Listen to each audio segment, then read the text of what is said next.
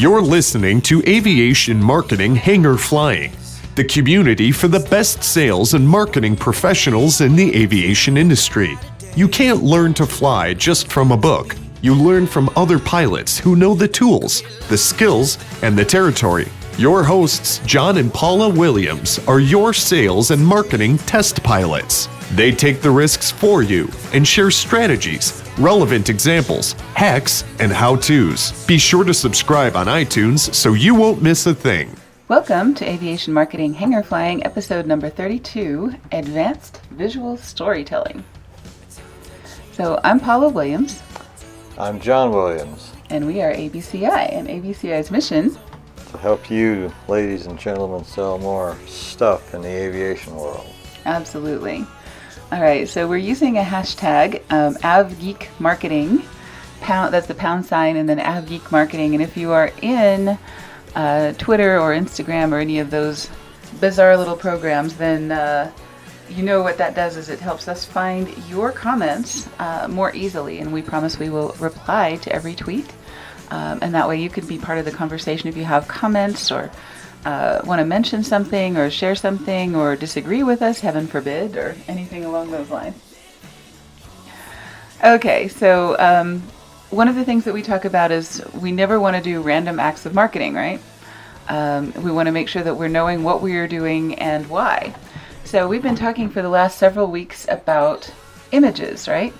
And before that, we were talking about branding. So a lot of stuff about visuals and how you use them and when you use them and so on. And today we're going to kind of put that together into the marketing system phases and talk about what kinds of images you might use in your phase 1 and your phase 2 and your phase 3 to meet the objectives that you need to meet in each of those phases so that you're not just randomly throwing pictures around and hoping for the best, right? Exactly. Okay, cool. So, in a marketing system, which is the opposite of random acts of marketing, we have phase 1, which is advertising and prospecting, phase 2, which is building credibility and closing sales, and phase 3, which is referrals, recaptures, and resales, right? That's what we've been espousing forever. Forever, exactly. And if you pick up any marketing textbook, you'll find something very similar to this. Most marketing agencies focus on phase 1. In fact, a lot of people think that marketing and advertising are the same thing, when really advertising is just a very small part of what you need to do with marketing, right, John? Absolutely. Okay, cool. So phase 1, we'll start with that, advertising and prospecting. How can you use visuals to make your phase 1 work better? Okay, now some of the things that we have in phase 1 are things like podcasts, webinars, trade shows, public speaking, Facebook ads, prospecting packages, postcards. All of those lend themselves very well to visuals, right? And more things besides those. Those are just the biggies. Exactly, but since we're talking about visuals today, there's a lot of attention getting that can happen in all of those features. So, you can have a great podcast icon. And, there are some guidelines for what that should look like. It should look really good on a cell phone. It has to look really good, really small. Webinars, we recommend that people use their branding on their webinars, make sure they've got their logo on every slide so that people don't just steal your concepts and run away with them with a screenshot and things like that. Facebook ads are very small. You want to make sure you're using good images there. Prospecting packages, you want to make it really clear who that's from. And postcards are probably the most visual direct mail because there's no envelope. So, you're looking right at an image usually as soon as you get a postcard. And you notice that we left magazines and newspapers off this because they're basically expensive and their readership is down. Right. I mean, we could go on for miles and miles and miles of little blue arrows, but the concepts that we're explaining are the same no matter what you're doing with your advertising. So in our webinar last week, we talked about 4 different types of visuals. We talked about illustrations, diagrams, pull quotes, and graphs and tables, right? True. Okay, so of those four, and of course, rules are meant to be broken, but we have to have rules to start with so that we know what we're talking about. Of those four, which do you think would be the most effective in phase one? Well, you're the doctor. I'm just the nurse's aide. Okay. Illustrations, and we talked about how illustrations should show some kind of emotion. So the kind of thing that we're talking about is like stock photography of somebody tearing their hair out because their airplane's broken, or somebody banging their head against a desk because they're frustrated because their software isn't working. So what's the difference between an illustration and a picture? Illustrations include pictures, right? You're illustrating a concept, right? Mm-hmm. Okay. So of the four different categories, which would you put pictures in? We've got illustrations, diagrams, pull quotes, and charts and graphs. You could put a picture in all of those. You could, but I would find it really weird to have a picture in a diagram. That's kind of funny. Or a picture in a pull quote, or a picture in a table or chart. Yeah, you might find it funny, but some other people may not. Yeah, that's true. There are some creative uses of that, but usually when we're talking about photographs or that's why you're the doctor, and or that's diagrams why I'm and graphics. We need to have you tell us what's going on. And illustrations, usually photographs fall into that first category. So, and usually the purpose of an illustration is to demonstrate an emotion, right? Is that right? Mm-hmm. Okay. Okay, so demonstrate an emotion. To be about, that's the purpose of art, right? Is to evoke an emotion or to evoke a reaction. The reaction, I would believe. Okay. Emotion, guess that's part of it, so. Right, exactly. And so the emotions that you might want to evoke as an advertiser or a marketer in this phase are things like what your product is going to do for people or what problem it's going to solve, right? Or you've got to be kidding me. Exactly. Yeah, in fact, we showed that 1984 Apple advertisement that ran during the Super Bowl, and part of the reason that it was so impactful is because it was about the customer, not about the product. And they could have gone on and on and on about, this has a mouse, this has a user interface. All of those things were revolutionary at the time. But they talked about their customers, and that's one of the things that has really makes the difference between professional advertising and people who are kind of just trying to say, here's what my product is, you might want it or you might not. But you really want to make your advertisements about your customer and how they will use your product, or how they can solve a problem or make their life better with your product, right? So of those things, the most compelling is an illustration. Of course, you can use the others, but if we wanted to break down some rules of, what do you start with in phase one, the most powerful thing you can start with is an illustration. Cool. That makes sense? Sure. All right. Okay. So we talked about those things. We talked about having a call to action in every one of our advertisements, right? Absolutely. Okay. And so if you have a call to action with a very evocative picture or illustration, that call to action would be something like download a tip sheet or a book, or call us today, or get a free consultation, or take whatever the next step is in your sales process. So, you get all this emotion worked up, and then you got to give them something to do and not just leave them hanging, right? Okay. Something easy to do. Something easy to do, because once again, you're at the beginning of a relationship. So you don't want to say, buy my $5,000 product when they have never heard of you before. You'd have to evoke a lot of emotion to make that happen. And, that's usually not going to happen in that first interaction. So even if your product's $10 million, you still have to take easy steps along the way, because if it's $10 million, chances are they've heard of you and they're interested, and just doing maybe market research to figure out what they really want to buy. Absolutely. That's absolutely correct. So, here's an example of an illustration that evokes an emotion, right? So we talked about an article that we had written, and that was a pre-call checklist. So it's great information, but it was all text, and we weren't getting a whole lot of traffic to it on our website. So what we did is we created an advertisement for it that was an illustration of an emotion, right? So we have a guy standing in front of a red phone looking a little anxious about making phone calls. So, what this does is it evokes an emotion of, a lot of us have felt that way. I really don't want to make those sales calls. And that is something that a lot of people, especially our target customers, going to empathize with. And this ad itself is a call to action because it's clickable. If we use it in social media, it's a link to that article.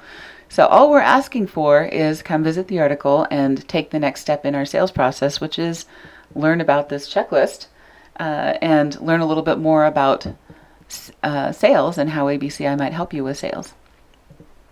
So that's how an illustration can be used in phase 1 to get people to take the next step.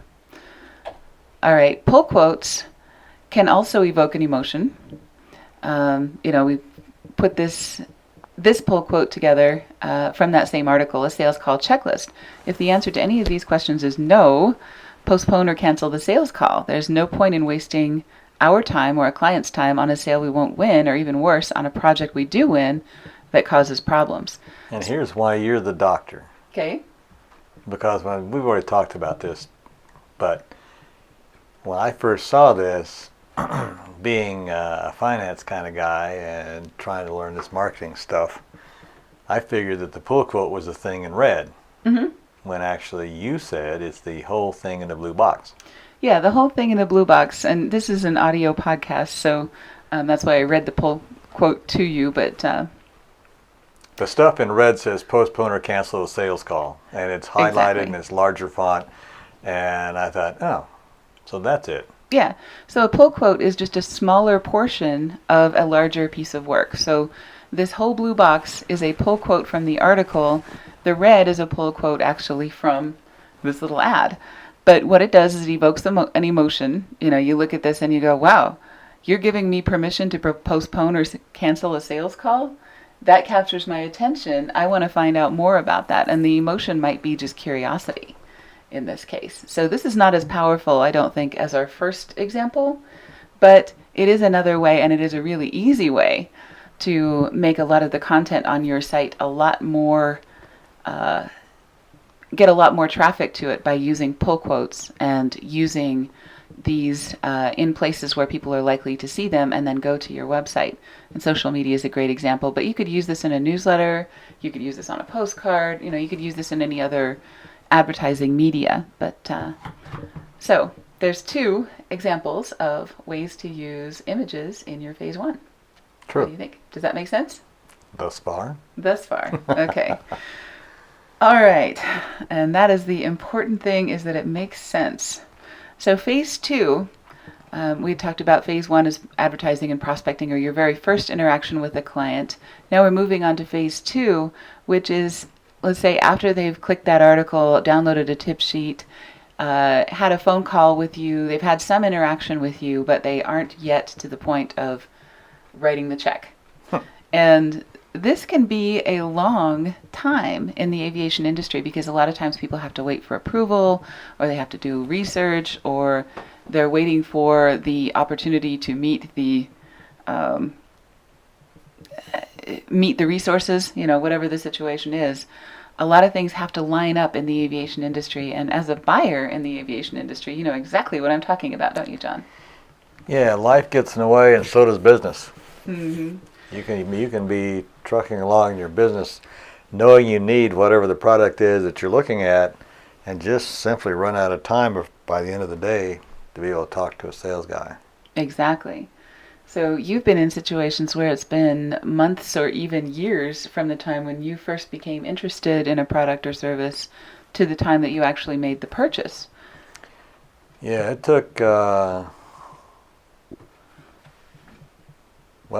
a matter of fact, it took 8 months from the time I first saw the sales guy first talked to me, or actually sent me a postcard about my first airplane before I purchased it. Right. And it was just life and business getting in the way. I wanted to do it. I was prepared to do it. had the money to do it, but it was just a series of things that got in the way. Exactly. So, this doesn't necessarily mean that you're a terrible salesperson or that your marketing is no good or any of those things. It just means that your customer's not ready yet. Which, to that point, just because the guy doesn't buy right away doesn't mean you should come back to him with a lower price. Oh, yeah. That will sometimes do the opposite of what you want, which is, it'll actually hurt your credibility because they'll think, well, why didn't you give me your best price the first time around? I mean, I am helping some folks. I am not a broker, okay, but I'm helping some folks because they asked me to help them determine which model and manufacturer and so forth of aircraft to buy. Well, because of that, I've talked to several aircraft manufacturers, and some of them keep coming back to me and say, "Oh, we got a real deal on this one now. We can knock off 1.1 million," and then a week or two later, another 100,000. And I'm thinking, well, wait a minute. That's not the way it works with me, anyway.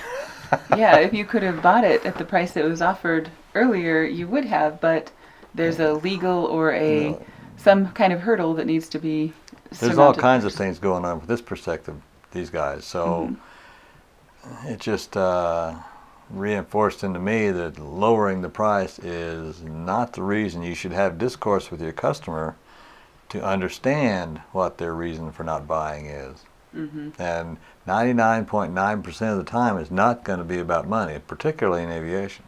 Exactly. Okay, so let's go under the covers of phase 2 and look at some of the things that you can do while all of that stuff is happening on the client side that we don't have a lot of control over, right? You can send them regular emails, not too regular of emails. You don't want to drown their inbox, but you do want to be a regular presence. So, a once a week tip of the week or, something along those lines is usually welcome. Printed and mailed newsletters, we have never run into a situation where that is not welcome. Those are, in fact, people complain when they don't get them. So, those are very well received. And actually, I was just reading some data yesterday from the American Marketing Association that said that printed and mailed materials are 6 times more effective than any electronic media. And that includes very, very targeted Facebook ads, which are kind of the thing right now. Having said that, if you don't have a website and keep it up to date, then people wonder if you're out of business or not. Absolutely. So you do need to do multiple media. If you're only going to do one, with the aviation industry, I'd suggest doing print rather than electronic, but everybody has to have a website these days, at least. And back to my previous remark, that's not just us talking. We have clients who have said they've had people come and call them and say, "What's up with your website? Are you guys going out of business?" Because their website's about 4 years old, using old technology. And the guy said, "Well, no." And then they called us up and said, "Can you fix this?" Yeah, we need some work on our website, which is cool. So, all of your material should be, that's another thing, is you want everything to be coherent and branded similarly so that they know this is the same website, a website from the same company as the newsletter that I'm getting. Can't overemphasize an integrated plan. Exactly. You can have social media conversations, with your top 10 most wanted customers. We recommend Follow Fridays, where you take an hour and you look at your top 10 most wanted customers, look at what they're doing on social media, reply, those kinds of things, because most of us are doing way too much publishing and way too little listening. It's called social media for a reason. You really want to make sure that you are being having an authentic relationship with people and not just using it as a megaphone. So that's really important. And then direct mail promotions. You can do that once a quarter or, something along those lines where you're offering a special that makes sense.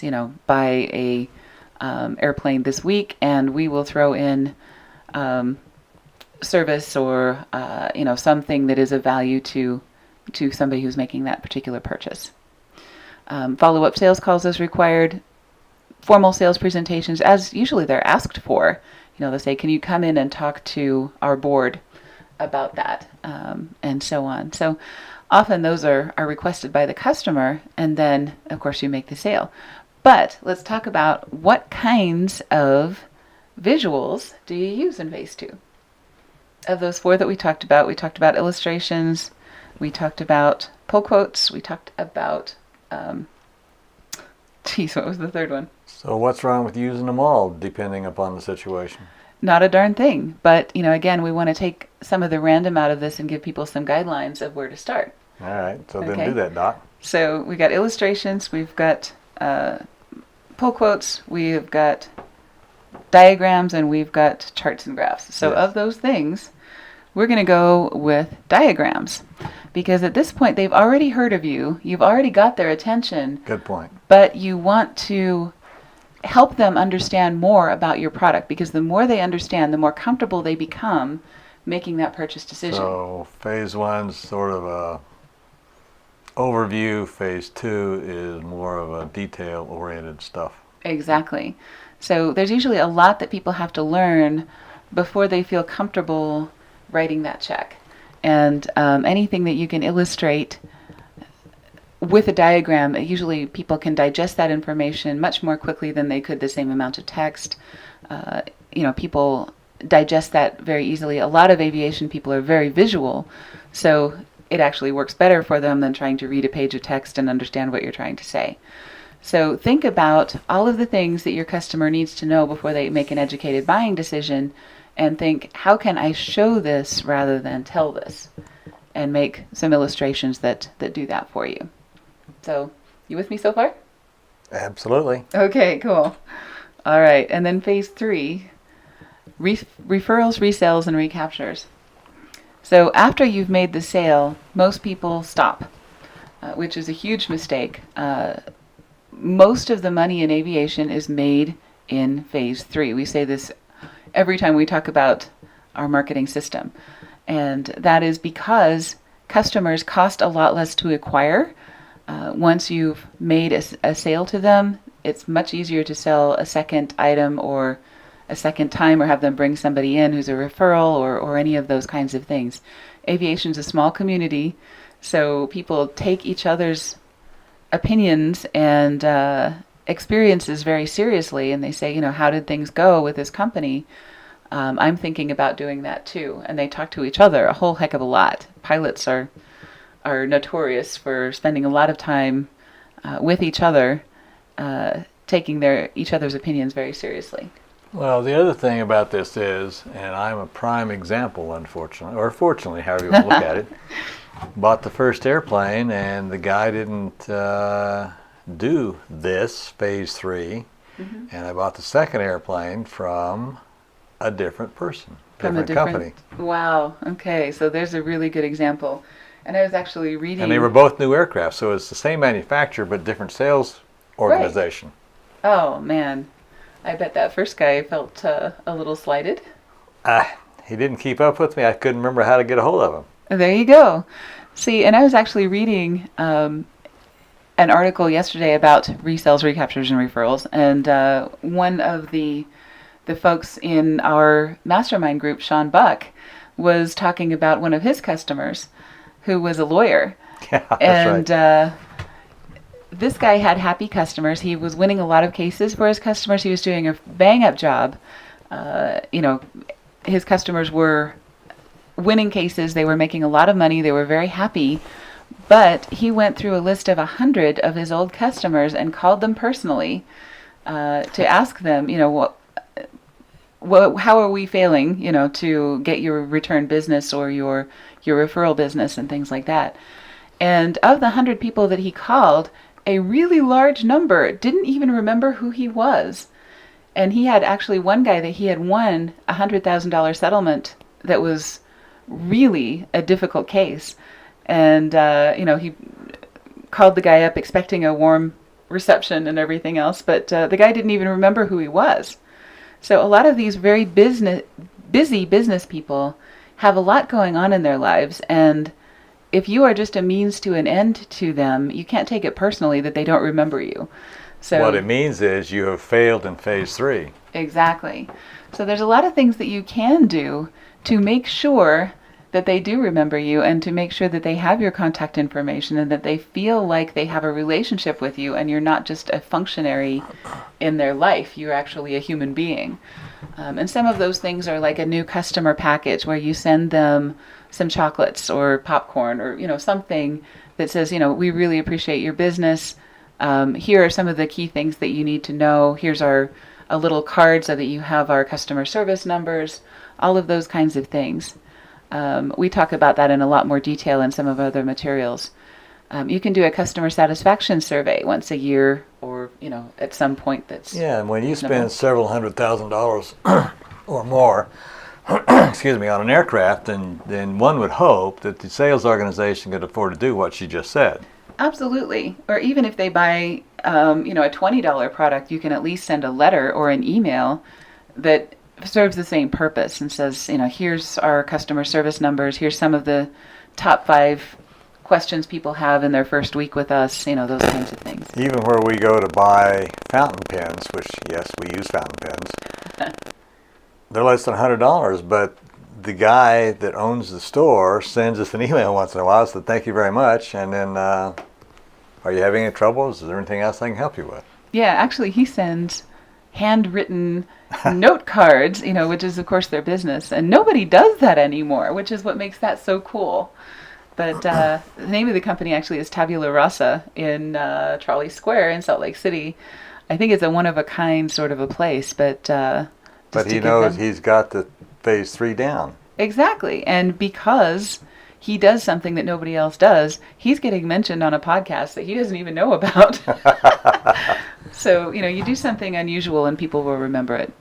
You can do follow-up calls, especially after a customer satisfaction survey, to respond to some of the things that they mentioned, make sure all of the problems are resolved, or to thank them and say, would you mind going on record, or can we use your comments in our marketing materials?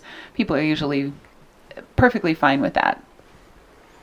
Thank you gifts, referral incentive packages, weekly emails, monthly printed newsletters, social media conversations, greeting cards, all of these things are really good ways to stay in touch with your customers. There's no shortage of ideas of ways to further your agenda once you have made that sale.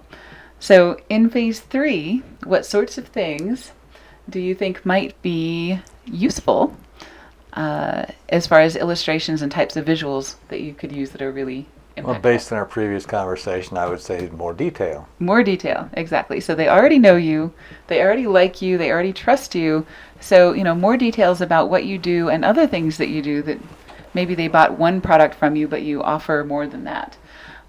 So, tables and graphs are a really great way to let them know you made a really smart decision when you bought from us, and here's why. But when you make tables and graphs, adhere to the KISS principle. Yep, keep it simple. And clear. Clarity clear. and KISS. Yep, absolutely. So tables and graphs, and we explained in our last webinar, about how every visual should communicate only one piece of data. So if you have more than one piece of data that you want to communicate, you want to separate that into 2 tables or 2 charts or 2 graphs or whatever. Exactly. Yeah, so you can use those, use Excel, you can use Canva, you can use PowerPoint, you can use Keynote. There's lots of things that will make charts, graphs, tables, pie charts, other kinds of visual data for you that is much more attractive than simply numbers or text. Yep. Another thing that you can do, and we talked about this earlier, is if there are some specific tables and graphs and charts that illustrate your unique selling proposition or really key points in your sales process that's really important for people to understand, you can always hire a graphic designer to make those even cooler for you so that you can use those larger. You can get them made in vector art. You can put them on posters. You can put them in your newsletters, other kinds of things. You want to use those everywhere that you possibly can. Another thing that we really like to do that we didn't include in our 5 types of illustrations or 4 types of illustrations are cartoons. If you do a regular series of anything, it gets more attention than one-offs. And cartoons are just made for series. In fact, we did a cartoon for a client where the cartoon characters are basically inviting their customers to their booth at a trade show, talking about what they would win if they aced a trivia quiz. And then the next month we're putting out another cartoon with the cartoon characters congratulating the winners. So, you can really make these cartoon characters part of your sales staff. And they're relatively inexpensive, for crying out loud. Mm-hmm. Exactly. So what this does is it just makes concepts a lot more visible. And another thing that cartoons do, and humor in general, is it lets you say some things that would be offensive any other way. So in an example that we're using here in the first frame, a broker asked, and this is one for GC Aircraft or Great Circle Aircraft.com for Gene Clow, who has a fantastic sense of humor, by the way. So in the first frame, we've got an aircraft buyer asking 3 different pilots, what is the perfect airplane for me? The first pilot says a Gulfstream 4. The next pilot says a Citation 10. And the next pilot says a Challenger 604. And the owner says, why? And all the pilots say, because I know how to work the radios. So, weirdly, people get attached to airplanes because of very simple or very I'm going to say trivial reasons. Well, once you get type-rated and realize what you got to do to relearn a new box there, the FMS, you'll understand. Exactly. Because some of them can be painful. Right. So, that's a point that we wouldn't want to make any other way because, you might say, well, that's insulting to pilots or whatever. But everybody who looks at this cartoon that knows anything about pilots and knows about the industry is going to kind of nod their head and smile because this is kind of what goes on, right? Okay, so actions. You want to add more visuals to each phase of your marketing system. In phase 1, you want to use illustrations based on emotions and problem-solution kinds of scenarios. In phase 2, you want to use images that help prospects understand your key concepts. So remember, you've already got their attention, they just need to know more. So you want to use charts, graphs, diagrams, and other things to make them more educated about your process or your product. In phase 3, you want to use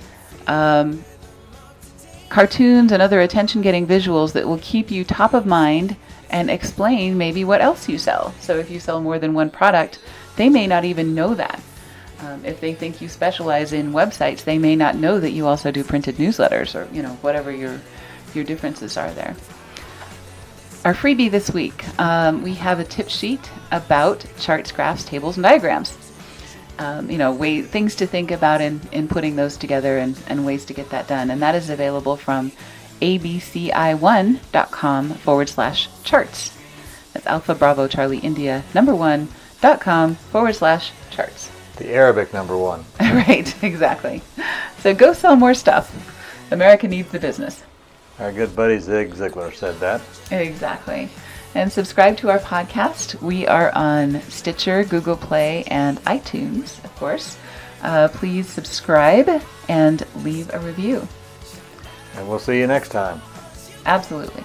Thanks for joining us for Aviation Marketing Hangar Flying, the best place to learn what really works in sales and marketing in the aviation industry. Remember to subscribe on iTunes and leave a rating.